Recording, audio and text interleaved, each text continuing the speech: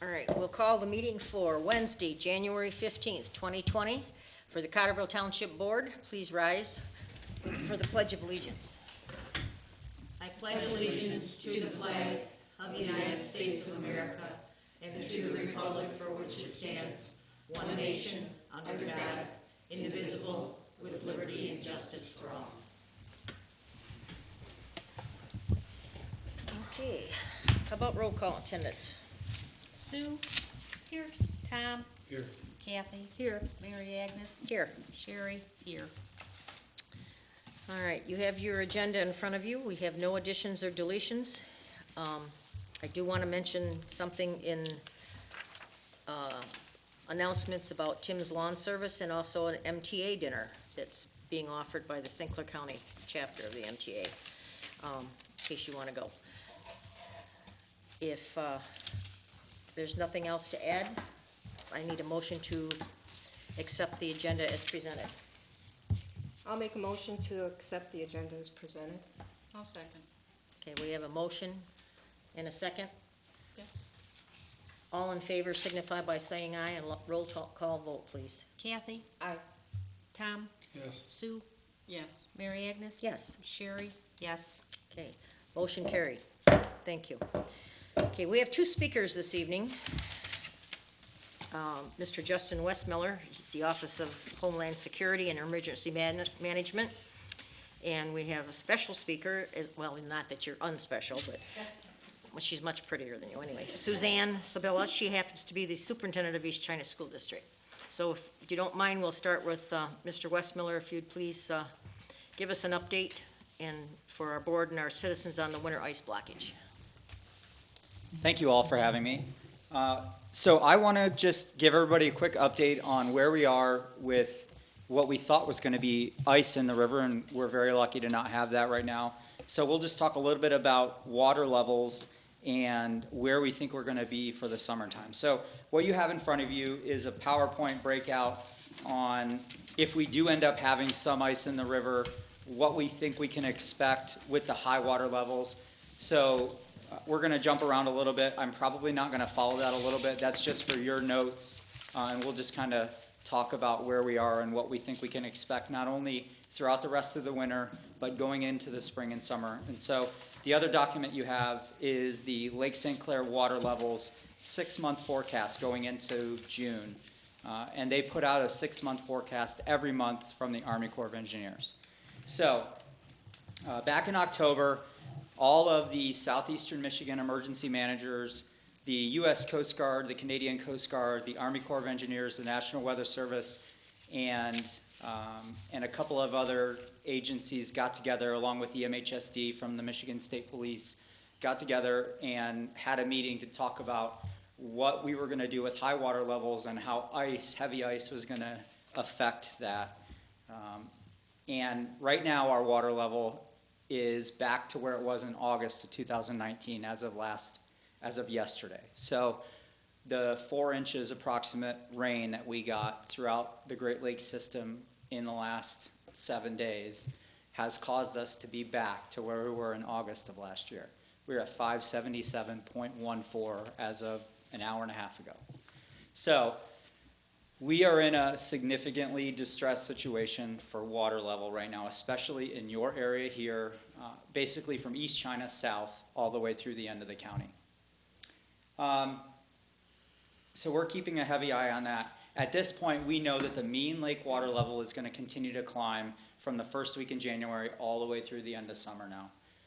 There is no more declination, no more decline until we get through the summer and into the fall of next year. Now, we are on the rise. So every time we get a runoff situation, we will continue to build on that water level. That's kind of where we are right now. So one of the big things we're worried about through the rest of the winter is if we start to get a hard freeze, we will build heavy ice, and that could pile up over top of the break walls and into people's properties. So what we've asked the Coast Guard to do is be cognizant of that, because we know that depending on where they are, with their 4 to 5 icebreakers that they have in our system in our half of the Great Lakes here, in an operation they call Operation Coal Shovel, is for them to know that down here in the flats, it's a very significant problem, and we need them to be able to make sure they can break off and get here as quickly as possible. It could be up to an 8-hour transit, and we know that that could do an awful lot of damage in 8 hours. So they have assured us that they understand that it could be very damaging in 8 hours, and they will get here as quickly as possible. We are resource constrained as far as icebreakers in this area. If you remember back in the 70s and 80s and early 90s, we had like 10 icebreakers available. Well, we don't have that anymore. We have 5. So once they close the locks, and they just closed them yesterday, they can't get any more around. They can't get them out of Superior, and they also can't get them through the St. Lawrence Seaway anymore. So we're stuck with 5. So we worked with them to kind of come up with a plan on what an exigent circumstance is and what that means. Does that mean water laying in yards? Well, no, we've got that right now. That means water into the first floor of homes. It doesn't mean in the basement. It doesn't mean in the crawl space. It means in the first floor of homes. So we kind of came up with what definitions were, where we were going to really raise the flag and start standing on our chairs and waving our arms and things like that. So that's kind of where we are right now. So as far as ice and dealing through the rest of the winter, that's where we're going to be. I am the first phone call if you have significant freezing water issues where it's starting to cause damage into the first floor of homes. So as supervisor, if you can just give me a call if one of your residents starts saying, hey, I've got blocks of ice making impact to the home, or significant flooding into the first floor of home, I need to be notified of that. And I will pick up the phone and call the Army Corps of Engineers Emergency Management Division, and they will in turn immediately notify the Coast Guard. That's the trigger point to get the Coast Guard into our area to break the ice up and relieve the water pressure in the river. So moving on to the graph you have in front of you. If you look at as the water level starts to pick up, basically from January all the way into June, you'll see that by the 1st of May, we will be at our high point of July of last year, 2019, where we set records from June all the way through August, and the previous record was 1986. So we expect to start beating the 1986 records in February right now. So we may have a long 2020 for flooding, and especially if we keep having these major storms every weekend or every 3 or 4 days, as well as the southeastern winds on Lake Huron pushing that water down and holding it down in the river system. That's what we're looking at right now. So we're working through all those things that I've been telling everybody about and warning that's coming. It's arrived. It's arrived a little early at this point, but it's here. And so what I ask all of you as leaders in the township is to make sure we let everybody know if you have sandbags already out, don't remove them, right? Leave them in place. If you need more sandbags, they need to let you know, and then you and I can talk about how we get those to you, okay? We are working with the Army Corps right now to get 12,500 more sandbags to us. Those right now will be for critical infrastructure, such as your sewer lift stations and things like that. If we need to figure out how to get sandbags for homeowners, you and I can talk about that in another forum. And then we will talk about, we need to also talk about how people need to remove items from the first floor or their basement and get them to higher ground. If they don't have room in their homes, possibly moving them to another area where they can find dry storage, because we do know that this is happening in our waterfront areas. So it might happen, or if it happens, this is when it happens at this point. And we know that it happened last weekend, and there's going to be a time where there's going to be some permanency to this for a couple of months at least. So the time to take action is right now. So just wanted to get out here, and I apologize for having to cancel in December. We had a little issue in another area and With the ferry. With the ferry, so I apologize about that. But so I know we talked about these two things. I'm also here to answer any other questions, anything else in our division or in my programs. Yes, sir. Are you predicting the water levels be higher than they were last year? Absolutely. Absolutely. Yes. You're gonna have problems. Yes, sir. So, knowing that, we're all in it together, right? So, I'm available to support all the communities, and we do that in a teamwork effort. And we will probably open up the EOC in some sort of fashion here in the next couple of weeks, I expect, as we start seeing those water levels get over break walls and start seeing it kind of take shape. We won't be in a full activation, but we'll be in a modified activation, I expect. And we'll take those requests for resources and requests for help and manage it accordingly. As you, Mr. Bryson's on the phone with you a lot. Colony Drive was, Yeah, I was over there today. Colony Drive was underwater. Well, not underwater, but it has standing water, pooled water. And I think right now the water's coming up from the storm Storm drains. So they had them plugged last year. They did. I was working down there, they were 8 inches below the water level. They are. Where we were driving. And I don't know how they're gonna hold that back, cause all they had was those booms in the people's yards. And I don't know, at some point, you're not gonna hold it back, right? It's just happening, and then we'll recover from it after it happens. And I think at some point, we'll get to that. Everyone together, the communities together are gonna do the best they can until we can't anymore. Is there a future forecast when this is supposed to go back the other way? Not necessarily. Like I was saying, and I don't think you were here yet, this is the second wettest Michigan's ever been since 1918. Right now, we are 175% saturated at ground level right now. So the state of Michigan as a whole cannot accept any more water. It just runs off and gets into the waterways at this point. I know, because it comes and goes. I remember back in 71, 72, hauling sand for the Corps of Engineers down Anchor Bay Drive, and we were pushing water bumpers in with the trucks. Right. And one other fact, so in 1986, the flood number was plus 54 inches. In 2018 and 2019, that flood number is about plus 60 or plus 61, and that's called inches above low water datum, right?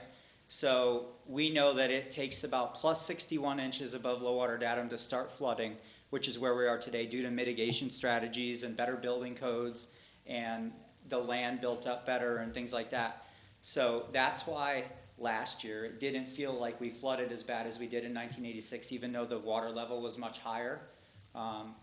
But we do know that this year we expect anywhere from 9 to 12 inches, potentially higher, and we know that we will flood much more than we did last year. So, especially since we're building water so much earlier right now. I mean, it's January and we're already struggling. So that's kind of where we are. And like I like to tell everybody, I'm not going around trying to scare people. I'm going around armed with the data so that we can all be in the same boat and we can make sure our residents and our communities know what's going on early and often so that we can be best prepared so we're not surprised at the end of the day, okay? How many inches of snow would that have been Saturday? It would be between 36 and 48 inches of snow. I was wondering about that. Within 12 hours, it would have been bad. Yeah, it would have Yeah. been. It would have, so the National Weather Service out of Grand Rapids, who was kind of leading the whole charge for the state, they said that it could have brought the state to a halt for 5 or 6 days. Oh, yeah, I would So, imagine. Yeah. because it all would have happened within 12 hours. Right. Yeah. Yeah. Yeah, I thought about that. That would have been awful. Yeah. So, it was an eventful 3 days, 3 or 4 Yes, days. yes. So. Any other, like I said, any other questions on any other programs? Yes, ma'am. I have a question. What month last year did we see water levels that you're seeing now? How far in front of last year are we? So we started seeing the water levels rise in April. Well, we started seeing some spot flooding in February, just because the river started backing up a little bit with ice. But we really started seeing the water pick up in April. And by the middle to end of May, we started getting up into the 577s. And that's when I declared an emergency on May 25th. Thank you. Yes, ma'am. And then we requested a governor declaration on August 12th. And it was summarily denied. So, Okay, I All guess no one has anything else. Mr. Barnes, you okay? Yeah. Okay. How come it was denied? she denied all 6 requests that went to her, with the exception of the city of Detroit. Really? Yes, ma'am. Gonna fix the damn roads. Yeah. right, well, thank you very much. I you. appreciate Yes, ma'am, thank you. your presentation, and we might invite you back again. It's my pleasure. Thank you, sir. Our next speaker, of course, is Suzanne Sabella. She's the superintendent of East China Schools. Thank you for having me this evening. In front of you, there should be two documents. The first one, the colorful one, is PowerPoint presentation slides. And the second one says March 10, 2020 bond proposal frequently asked questions. This frequently FAQ document is on the East China School District's website. But I like to print things so that you can make notations as I'm speaking or write questions down. But if anyone wants to see this FAQ document, it is on the East China School website. There's a button that says Bond 2020. If you click on it, this will be there, as well as a 78-page document, which was our application to the Department of Treasury for this bond. This bond is a qualified bond through the state of Michigan, meaning that they are backing it, and since they've approved it, we get to use their bond rating, which affords us lower interest rates. It's a really nice process, but it's a lengthy one, and it's a very specific one in order for us to have what is designated as a qualified bond. It's very, very particular in what they want to see from the school district, but I think it's a really good exercise for us to go through in order for us to be assured that this is exactly the direction that our school district should be headed. So this bond proposal is the third one that the school district has put to its taxpayers. And the reason for these continued bond proposals is that we're trying to address a severe declining enrollment in East China School District. We're trying to address our infrastructure that needs upgrades. Our building's average age is over 50 years old. The youngest building in our school district is St. Clair Middle School, and that's 20 years old. So we have our declining enrollment, we have our aging buildings, and then along with that, with the declining enrollment, we're trying to get our square footage, the amount of school square footage that we're using, in line with our student population. In 2001, East China School District had just shy of 6,000 students. We currently have 3,900 students. So that's a significant decline, and we're trying to adjust the schools that we're using to our new numbers. Now, since 2001, with the decline in our student enrollment, the district has along with the rest of the state of Michigan, been waiting to see where that was going to level out, because each year they were declining. And about 6 years ago, we finally found our level ground. Unfortunately for the school district, it's about 100 students less per class. So from kindergarten through our 6th grade class, through 7 years now, we have an average kindergarten class of 250 students. That's district-wide, both Marine City and St. Clair. If for our 7th grade through our senior class, the average class size is 350 students. So for this year, we have 353 seniors that will graduate, and that will be a wonderful day as always. But they will graduate and leave us, and we will then have 230 incoming kindergartners. So that leaves us with 120 less students next year than we are this year. And that happens for the next 6 years. And that's our students that we have right now. Why that is significant for school districts is because after Proposal A, after 1994, we are funded on a per pupil basis for our operational costs. So East China School District gets $8,340 per student. That's why those student count days are so important for us, because that's the day that we submit our count to the state of Michigan, and then they determine what our funding will be from the state aid fund to run our operations in our school district. So for us next year, with 120 less students, that's right around or just over $1 million difference that we will receive less next year than we're receiving this year. And that has been happening since 2001. And the district has continued to make adjustments and cuts and and aligned itself to this new enrollment. But we're at the point now, because of that declining enrollment and the aging school buildings, that we really need to have a comprehensive bond that will help us take care of all of the things that we're trying to address. The final piece of it is our technology.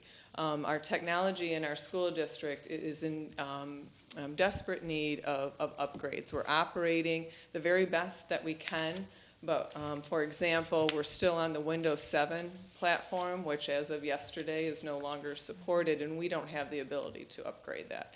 So our students and staff are operating with the best that we can do, but I feel that we can do better than that for our students.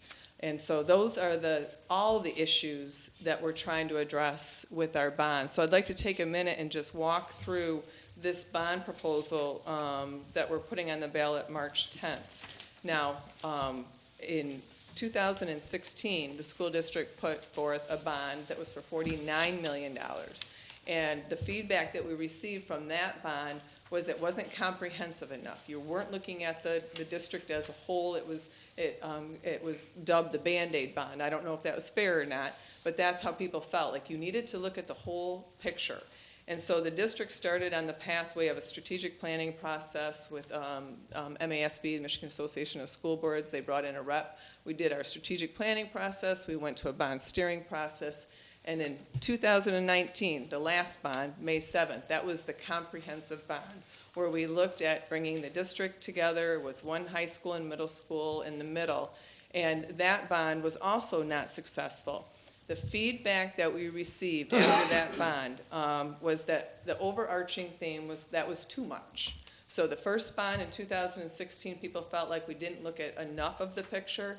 And then this bond in 2019, it was uncomfortable to our communities to bring together the two high schools. They liked the small town community high schools, and they wanted that to stay as is. So that was part of the feedback that we received.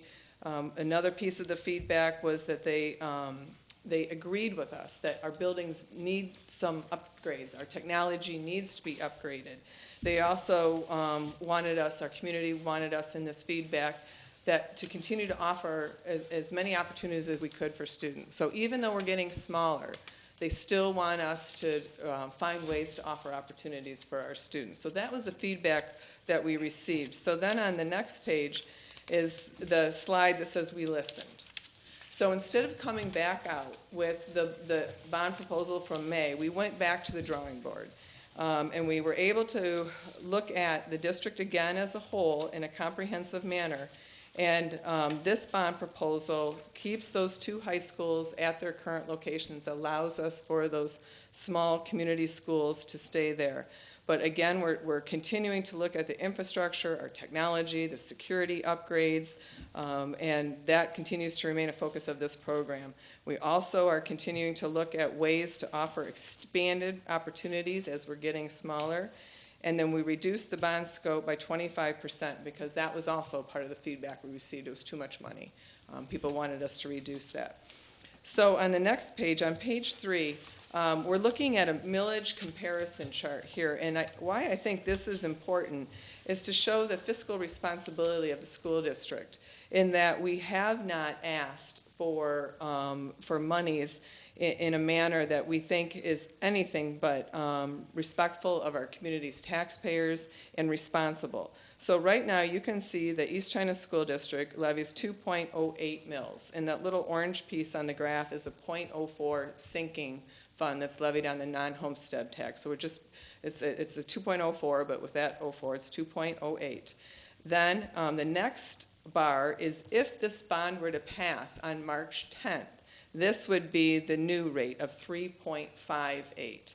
And you can see where that places us with other surrounding school districts. And we would still be the lowest of any school district in our area. So I think that's just important as everybody looks to see whether or not the dollars and the value is there for this bond program, and if we're being fiscally responsible in asking for the taxpayers' support. The chart below it, what we're demonstrating or trying to show here is that in the taxes in 2019, the summer tax rate was 3.24. And then July 1st, we retired 1 mil of debt, and property values went up a little bit. So we're currently at a 2.08. Again, this all includes the .04 sinking fund. If this bond proposal were to pass on March 10th, the summer tax rate for 2020, 1 year from 2019, would be 3.58. That is 0.34 mils above the rate a year ago. So just showing that the increase is minimal for the comprehensive impact that it would have on our school district. The next page, page 4, just shows that taxpayer impact for the market value and taxable value of a home. And I want to point out here, so if we look at a $100,000 market value, $50,000 taxable value, the annual increase would be $75. And then the estimated monthly increase would be $6.25. Now, if we were comparing to 2019, before that 1 mil of debt retired, the increase would be $1.70 a month. So that's what we're looking from year to year increase on a $100,000 market value home. So again, we are really paying attention to the dollars and making sure that we were impacting our school district and solving our challenges and also being respectful of the taxpayers' money.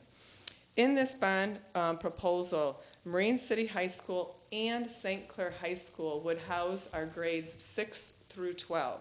Currently, Marine City already does this. I was the principal at Marine City High School for 4 years, and this we already operate under this 6 through 12 all in one building.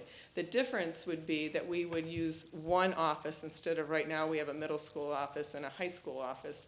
And some of the square footage at Marine City Middle School that isn't needed any longer because we're getting smaller and it's in bad shape would be torn down.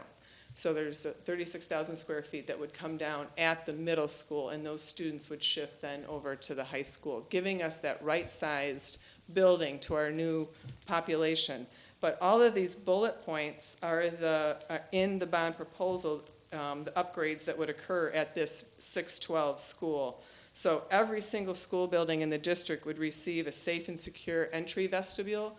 If you walk into a new school building or one that's been renovated recently, it's a two-step process. You get buzzed in, and then there is someone sitting there that will greet you, look at your ID, and welcome you into the building, have you sign in and date or time when you come in, and then you're allowed to go into the school building.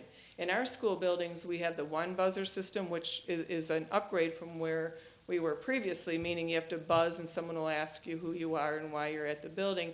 But once you're buzzed in, you're into the school itself. And so this provides a two-step process, a secure entry vestibule, and every one of the schools will receive that upgrade. Additional security cameras, the athletic entrance at Marine City High School would receive some upgrades, like I talked about, partially demolishing that middle school wing, existing buildings, ceiling to flooring, replacing the roof and the windows, adding some windows to our existing cafeteria. Right now, there is no natural light in our cafeteria. Provide the flexible and functional furniture for our students, upgrade our technology, replace the announcement and clock system, locker rooms, pool area. JV baseball field right now is on the other side of the track there at the high school, and that would come to the front of the building because it's underwater a lot. Rebuild those tennis courts and replace the drives, parking lots, and sidewalks. That is all that's in the bond program for Marine City 612 building. Now, St. Clair receives many of the same upgrades. The difference with St. Clair is it doesn't currently function as it's a 912 school. So in order to bring the middle school students over to this facility, we would need to build a gym. Right now, Marine City Complex has 2 full-size gym and an auxiliary gym. So St. Clair right now has 1 full-size gym and an auxiliary gym. It would need an additional gym in order to bring the middle school students over. It also would receive the parking lots, the driveways, and everything else that Marine City High School would be receiving. On top of that, the proposal has in it 8 classrooms to be built at the central office location there on Meisner. And what this allows for is for us, as we get smaller, many times when you get smaller, you have to stop offering some of your unique classes that are outside of just the normal class schedule that a student has. So as we get smaller, like I mentioned earlier, we don't want to limit our opportunities. We want to continue to offer them. So with classrooms being built at the central office location, if I have 8 students at Marine City that sign up for a class and 6 at St. Clair, they can take that class at the central location instead of saying, no, we're not going to offer the class. When I was the principal at Marine City High School, many times when we were looking at our master schedules, both for St. Clair and Marine City, when we didn't have enough students to run a class, we would say, why don't we just do this at central office? But it's just not set up. It's an old elementary building right now. It's not set up to run those kind of classes. So those classrooms would allow us to offer some classes and to expand on our offerings. Skilled trades is becoming a very important need, and we would like to be able to develop some of those offerings as well. Also at the Meisner location, I want to point out that there is updates to the concession stand, the locker rooms, and the bathrooms at the stadium. Currently, right now, they're in need of some upgrades, and so those are included there. Also included is a driveway from the stadium area to King Road. So that was identified in our emergency operations plan with Homeland Security, that was an area that needed better traffic flow in case of a need for evacuation. And we know if you've ever attended an event there, trying to get out can be difficult. So this includes a road out to King, an exit road out to King. On the next page, on page 6, we're giving some examples. These happen to be Port Huron, of what those spaces, those classrooms at Central Office, Meisner Road may look like. They're called flexible classrooms because they're built for any type of learning in that space. So if you wanted to run an advanced language class, a Spanish 5, you could run it in there. If you wanted to run one of our AP courses, you could run it in the classroom. The furniture is provided, the electricity is provided, and we just have to set the classroom up for the type of instruction that's going to happen. So many times we may not know what types of classes our students are going to need a few years from now, so you want to build the space as flexible as possible. Now moving on to our elementary schools, they all receive the same upgrades across the board. So you can see all of the bullet points there for our Bell River, everything from that safe and secure entrance all the way down to replacement of the drives, parking lots, and sidewalks. On the next page, on page 7, Pine River receives the same upgrades. And then what is currently St. Clair Middle School, those students will move to St. Clair 612 building, the high school. And this building will become an elementary building in this proposal. And how that would work for us is Gearing Elementary in St. Clair would close. And the students from Gearing Elementary would come over to St. Clair Elementary, which allows us, again, to get some of the square footage reduced in our school district to align ourselves to our new population. So the current St. Clair Middle School would become an elementary school, and it would receive all the upgrades that the other elementary schools would receive. Palms Elementary would receive all of the same upgrades as the other elementaries, and they're all bulleted there on page 8. And then, as I mentioned, the stadium receives upgrades, the locker rooms, ticket concessions, a designated entrance area. Right now, it's worrisome when you're buying a ticket at our stadium, the cars are right behind you. And so we want to it's not a big cost, but just more of a design to move back the parking so that we're not right up on it. Do the new road to King. And then our Performing Arts Center would receive lighting and rigging systems upgraded. They're already there, we just upgrade them, and upgrade the technology as well. On the next page, on page 9, it shows you each of the program estimates for each of the projects that we just talked about. And if you want to see this in more detail, the application made to Treasury that outlines each one of these projects and what the dollars are allocated for is on the website. So you can click on, you can go to the Bell River Elementary School sheet, program sheet, project sheet, and it will outline for you how those dollars are allocated, what they're going to be spent on or proposed to be spent on. So also included in this is the upgrades in technology for our maintenance building and our transportation building. So every single building in our school district would receive benefits and upgrades from this bond program. And then the slide at the bottom of page 9 talks about why this is important.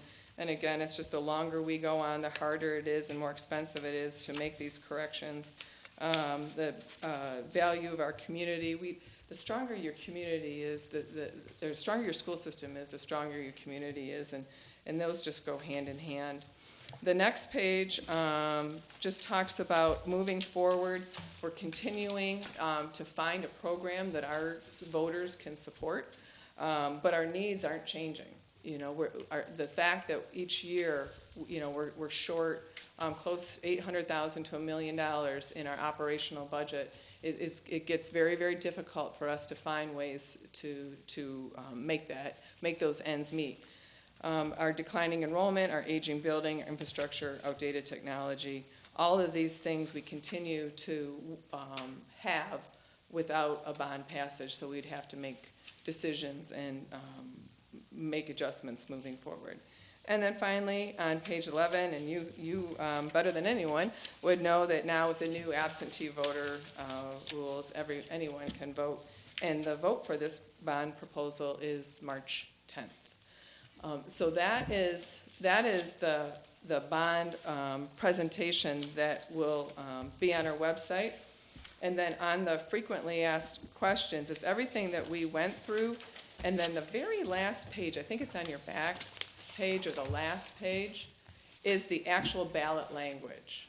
So this is really important because with our qualified bond application, and if it's not listed here, we can't spend money on it. So it's extremely important for voters to understand that with a qualified application, we are bound by law and by state audit to spend the money as proposed.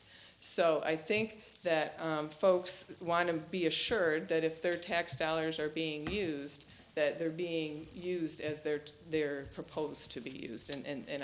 This bond language is the only way that these funds can be used. With that, are there any questions or things that I could clarify regarding East China School District and or the bond proposal? The only thing that bothers me is the drives, parking lots, and sidewalks. Yeah, Is that Bell River on Chartier? Yeah. Hasn't that just been done within the last 5 years? no, it's patched. It's patched. And if one of the things that I would encourage anyone to, you know, if you're like, wait, wasn't that just done? I've seen equipment there and stuff. Yeah, please go look. Okay. Go look, and we're more than welcoming for people to come in and see the facilities themselves if they're interested in really, you know, for yourselves looking at it. Bell is probably the one that is in the worst shape as far as the sidewalks and the curbs are crumbling and the drives. But we're patching them. We're doing, you know, the best that we can. But you have little children, students, you know, walking on those every day, and they're not in good shape. So we're hoping that with this bond proposal, we can get it done. Was there anything else that is? What do you do with the schools that are closed? How do you? Yep, that's a great question. We have a buyer that's interested in Eddy Elementary that we closed at the end of this school year, or last school year, beginning of this school year. Right now, we currently have an early childhood program in Eddy, and we're moving that to central office. So it will be housed at the Meisner location. Once that is moved, we're hoping to be able to sell it.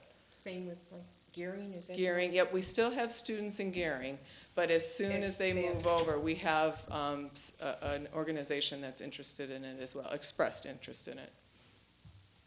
Yeah. we certainly don't want to have any empty school buildings around. But like I said, the district is, with the 3 different bond proposals, I know for some folks it can be just a little bit confusing because each one of them were a little bit different. One was little, one was quite large, and this one's kind of in between those two. But we're continuing to try to find a program that our communities can support to solve these continuing issues that we have. So the money from the sales would go back into the pot then to. Yes, into the school, they have to by law. And that's a really good question, because some people are, I hear if you would just manage your money properly, you would have enough to build these new school buildings. Well, after Proposal A was passed, the only monies that we receive from the state of Michigan is our operational dollars. The second half of the funding model was that communities were expected to build their school buildings because they own them. Those buildings belong to the communities because they're built with taxpayer dollars. Now, if we were to want to change the function of a school building or sell it, we don't want to have government, Lansing, if they were paying for it, have a say-so in how we did that. So that the buildings are owned by the community because they're paid for by tax dollars. And that's why you see all those other school districts. Richmond passed their bond, Port Huron passed theirs, Anchor Bay passed theirs, and Marysville passed theirs. The expectation is that communities pay and maintain their school buildings. Okay, well, if there's no other questions, Well, thank you so much for Thank you. helping Thank you us very with much this. for having me out. I know that was a lot of information. I tried to cover it in a short amount of time, but if you think of anything later, please give my office a call or direct anyone who has questions to my office. All right. Thank you, that was good. Yes, thank you very much. Doesn't on the ballot, doesn't it say it'll be 2.84 mils? I think That's without the .04 sinking. Oh, okay. Okay. Okay? Thank you, Thank Suzanne. you. It's broken down on how these taxes, broken down like 3 ways. The debt. All right, well, we'll continue with the meeting. The consent agenda is the next item we're going to work on. It consists of the Township Board minutes from the regular meeting on December 11th, 2019, the approval of the treasurer's reports, the investment reports for December, as of December 31st, also all CDs and money markets, the reconciliation and general checking, number 5667 as of 11/30/2019, reconciliation of tax account number 3905 as of 11/30/2019, cash summary reports on the various general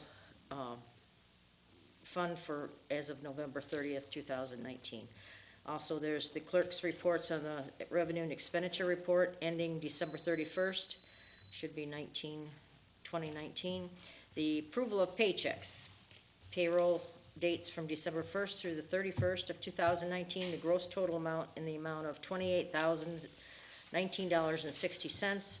We have request for approval of accounts payable, $229.10 for the opens to be paid for the November 30th, and the $59,824.64 that has already been paid in the accounts payable. There were 39 checks. And we have correspondence from the Marine City Fire Authority, the runs report for December 2019, the Ira Township runs for December 2019, and copy of the Fifth Third credit card account for December in the amount of $53.51. If there's any other questions or concerns, we'd like to have the entertain a motion for the consent agenda to be approved. I'll make a motion to approve the consent agenda. I'll second. Can we have a motion and a second on the consent agenda? All in favor signify by saying aye. A roll call vote, please. Tom, Yes. Sue, Yes. Mary Agnes, Yes, Kathy, Yes. Sherry, yes. motion carried. open session. Mr. Barnes, do you have anything to say, sir? Okay, we'll continue for unfinished business. I thought we were gonna, oh no, we didn't have anything now. New business. We have an approval, I'm requesting approval for the application for the St. Clair County Road Commission for renewal of the right-of-way permit for Cottrellville Township. We put that together every year so that whoever we hire to work in the right-of-way of the road, fixing our sewer and water, has a blanket permit for that.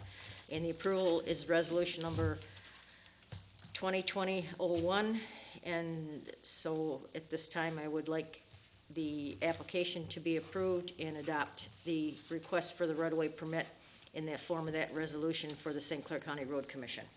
Is that any different than last year's? Is there Nope. any change? No Because I change. went to look for it, just temporary, really quick, and I couldn't find it, so it says here it supersedes those Mhm. from last year?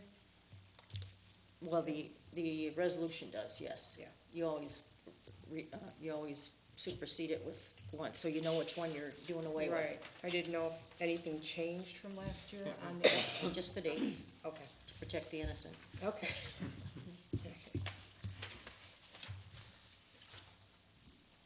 I need a motion to approve the resolution.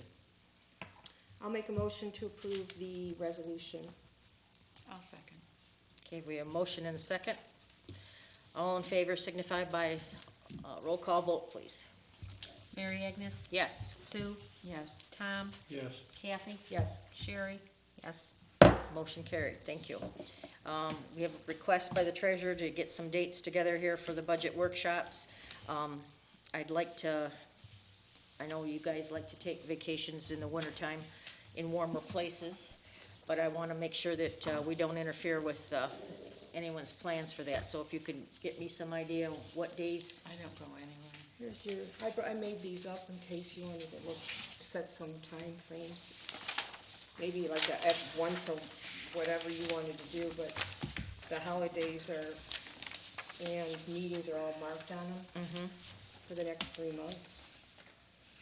Just to give us some idea, Sherry's got the election, and we have the board meeting the day after the election. I think, Tom, you go, are you, well, I don't wanna say that on the air. So I just thought maybe like last time we selected, you wanted to do a couple dates before the board meeting? Tom, when are you going to Florida? When? Yeah. Last month. I missed. When do I plan on coming back? Man, but May, but I'm gonna miss that date too. Well, don't you usually go, like Yeah. February or March? Towards the end of February, 1st of March, I'll be gone. Okay. So is there anything from Tom that you need before he goes, or that he brings as far as the board meeting, or the workshops, or pretty much review once it's all said and done, right? I'm just a phone call away. So we don't have to wait on you, do we? so we just take care of it. Yeah. All right, we can do that. I'll review as much as I can before I leave, and if there's something you think I should have to read, I'll have just an email down where I'm at. Yeah, because Sherry's gonna have her hands full. Yeah. She's training someone, and she's got the election, Election, and right. then the other elections, Yeah. and, Yeah. Yeah. That's Yeah, gonna so be we a need big help. one. so, Yeah, and with everybody running again, you can't work it. You have to have other people working it. That's gonna be interesting. oh, you can't? See, now I know, No. I've never been. No, if you're running, you can't work the election. So, Well, shall we just take a stab at maybe February 5th? We could do one during the day. okay, What time? Probably should make it at noon, Okay. after we close. Okay. okay, That's probably what we did last year. I think so. Okay, then we'd have a board meeting, and then maybe we should have another one on the 19th. Okay, tentatively, Okay. same time, same station, same place, When did you say? the 19th? the 19th. 19th, okay.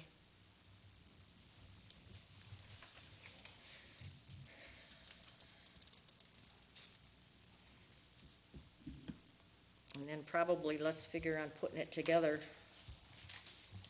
How many meetings did it take last year? I think it was 3, wasn't it, Kathy? About 3, and then, Was it? did we approve it at the board the same night as We- the board meeting? We had, So- we had a public hearing. Yeah. And then we had the meeting. Right, And then, so if we have the, I don't know, do you want to hold the public hearing? Well, that's going to be asking too much for Sherry. She's got that. Why don't we wait till the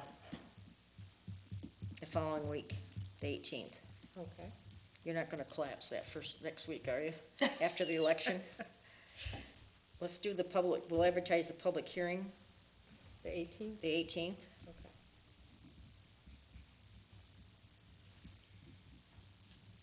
And a special meeting that night too, or you want to wait till, Let's just go for it, okay? unless there's some reason we can't go for it. Well, I just got to get the ads in there. When you get closer to it. Yeah, I can, Let's just go full force. all right. Joking, okay, and then. No, you're not. I know how you are. The 4th would be full force. No, I mean, let's just get her done. I just No, don't, I mean yeah. for Sherry. Oh. Yeah, I don't want to do that to Sherry. She's going to have her hands full. We're gonna all be tired that day. All right, Okay. we don't need that in the form of a motion, do we? Okay. No. Let's just skip, thank you very much for putting that calendar together. Okay, announcements, we've got, the road commission has requested our board to attend the annual 2020 updates for county road work. They want us to come up to the road commission like we did last year. They were showing us all their stuff that they've purchased and expanded and saved money on.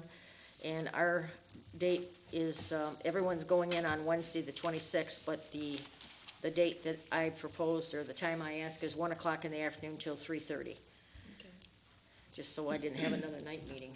When do we do the road tour? Won't be till spring, Yeah. but But, it's usually after this. yeah, so probably I couldn't March. remember if it was before or after, but it seemed like the weather was nice, so, It wasn't too bad, yeah, it was springy. so. So if everyone can make that meeting, that would be great. One of the other things I wanted to bring up was our snow removal and lawn maintenance stuff is up for this year with Tim's Lawn Service. We haven't had any complaints. He's done a fantastic job, and he has been with us now for 5 seasons.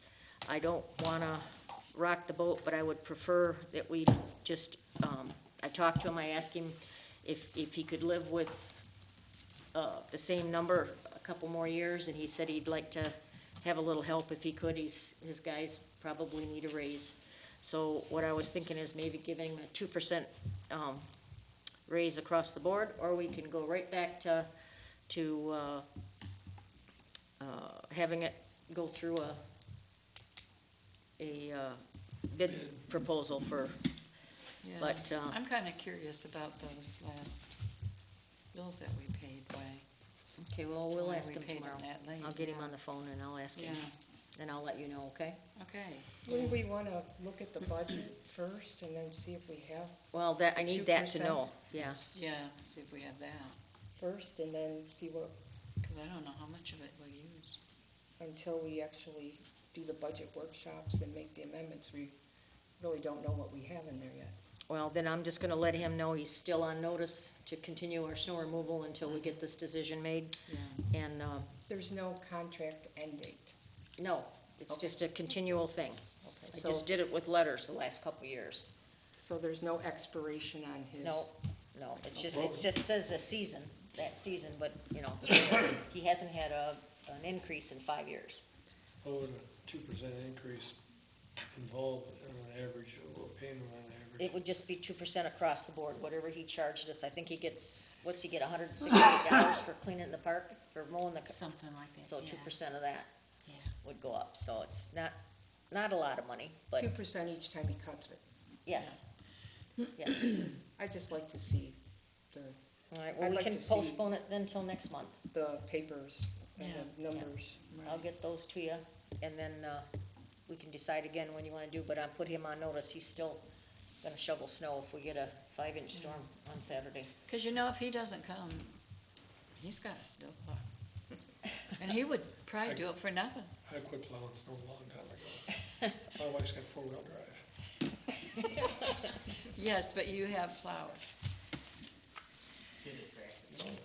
They're probably far away. It used to be at Lowe's, didn't it? You had a, Yeah, it sat there for a lot of years. yeah. So if that's what your pleasure is, we'll, table this until next month. Okay. All in favor, signify by saying aye. I- Aye. All right, let's do that. All right, anybody, any of the board members have anything wild and exciting they want to talk about? Nothing wild and exciting. I know. Any questions or Yeah. concerns? No, just the thing back with Tim's, it means that we haven't had any complaints or anything with him either. I think he's done a real nice job. I do so- too. And I'm one of those kind of people that if it's not broke, don't fix it. Absolutely. I just think that and I agree with you, I think he does a good job. I just think that we should look at the budget first. Well, that's fine. No, I'm not arguing that point, but a good job's a good job, and just keep, and while we're looking at the budget, same thing. It's gotta get cut, and I think he's been Very reasonable very fair and and very fair. reasonable, and if he doesn't get so much a month, he gets so much a cut. Mm-hmm. A lot of companies want it so much for their season, then you gotta call them, well, you should be cutting this quicker. That's all. Okay. Mr. Burns, I didn't mean to cut you off. Do you have anything you'd like to go to the podium and tell us? No, You're all set? Okay. Anybody else got any comments? taking all my complaints were after Oh. After the election? Yeah. All right, then I I guess. do have one Oh, thing. sure. We were supposed to make it part of the minutes, that you had hired Michelle Yes. Apt. Oh, In yeah. order for me to update signature cards and things like that, the Mm-hmm. banks are gonna ask me for the minutes. So, for the minutes, I don't know if you want to or not, but for the minutes, we have hired, Michelle I'm not Apt. even sure what her title is. Deputy clerk. Deputy clerk? She started, January 6th. Okay, so that, for the minutes, for the record. Nice gal. She seems to Yep. be catching on very quickly. Yep, she does. All right, then good. how about we adjourn at 8:28? Motion to adjourn? I'll make a motion to adjourn. I'll second. All in favor, signify by saying aye. Aye. Aye. Okay. Motion carried. Thank you. Aye.